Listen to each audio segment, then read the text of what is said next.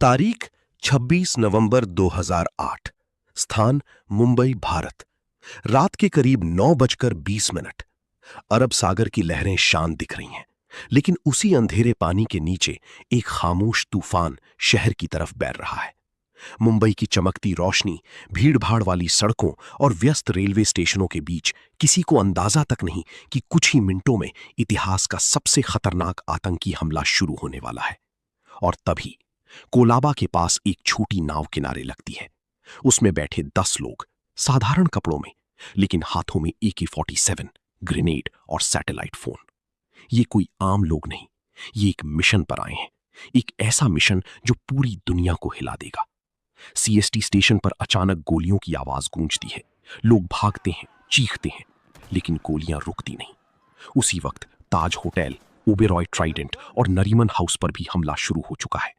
ये कोई बिखरा हुआ हमला नहीं, ये एक सुनियोजित ऑपरेशन है। लेकिन असली सवाल यहीं से शुरू होता है। इन 10 आतंकियों के पीछे कौन था? किसने ये पूरी साजिश रची? और सबसे बड़ा सवाल, क्या मास्टरमाइंड कभी सामने आया? यहीं से कहानी बदलती है।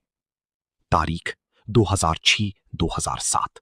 स्थान पाकिस्तान। इस कहानी को समझने के लिए हमें समय में पीछे जाना होगा। पाकिस्तान के अंदर एक संगठन चुपचाप अपनी ताकत बढ़ा रहा था, लश्कर-ए-तैयबा। बाहर से ये एक धार्मिक संगठन जैसा दिखता था, लेकिन अंदर ही अंदर ये एक अत्याधुनिक आतंकी नेटवर्क बन चुका था। तारीख 2007। स्थान मुरीद के, पाकिस्तान। एक बंद कमरे में कुछ लोग बैठे हैं। सामने नक्शे फैले हुए हैं, मुंबई के होटल, रेलवे स्टेशन, समुद्री रास्ते। हर एंट्री पॉइंट, हर एग्जिट रूट को बारीकी से समझा जा रहा है। यहां पर फैसला लिया जाता है, हमला सिर्फ हमला नहीं होगा, ये एक लाइव टेरर ऑपरेशन होगा।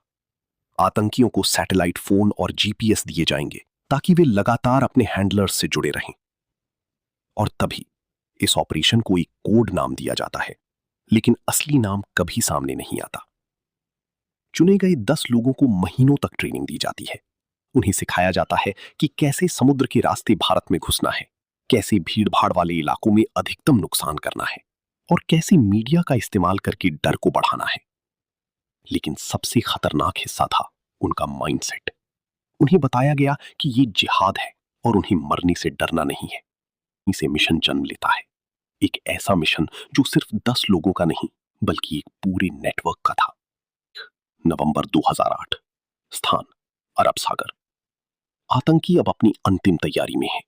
वे एक पाकिस्तानी ट्रॉलर से निकलते हैं और बीच समुद्र में एक भारतीय मछली पकड़ने वाली नाव कुबीर को हाईजैक करते हैं। उसकी क्रू को मार दिया जाता है और उसी नाव से वे मुंबई की तरफ बढ़ते हैं। उनके पास सैटेलाइट फोन है और दूसरी तरफ बैठे हैं उनके हैंडलर्स, जो हर कदम पर उन्हें निर्देश दे रही हैं। कमरे 26 से 28 नवंबर 2008। स्थान मुंबई। मुंबई जल रही है। 3 दिन तक गोलियों और धमाकों की आवाजें गूंजती रहती हैं। NSG कमांडो, मरीन कमांडो सब ऑपरेशन में उतर चुके हैं। लेकिन आतंकियों के पास एक बढ़त है। वे लगातार अपने हैंडलर से बात कर रहे हैं। उन्हें बताया जा रहा है कि कहां छिपना है, कहां हमला करना है और कैसे ज्यादा समय तक टिके रहना है। और तभी एक आतंकी जिंदा पकड़ा जाता है, अजमल कसाब। उसकी गिरफ्तारी इस पूरे ऑपरेशन की सबसे बड़ी कड़ी बन जाती है। पूछताछ में वो बताता है कि कैसे उन्हें पाकिस्तान में ट्रेनिंग दी गई, कैसे उन्हें मिशन के लिए तैयार किया गया और कैसे उनके पीछे एक पूरा नेटवर्क काम कर रहा था। यहीं से सच्चाई धीरे धीरे सामने आने लगती है। तारीख 29 नवंबर 2008। स्थान ताज होटल और अन्य लोकेशन।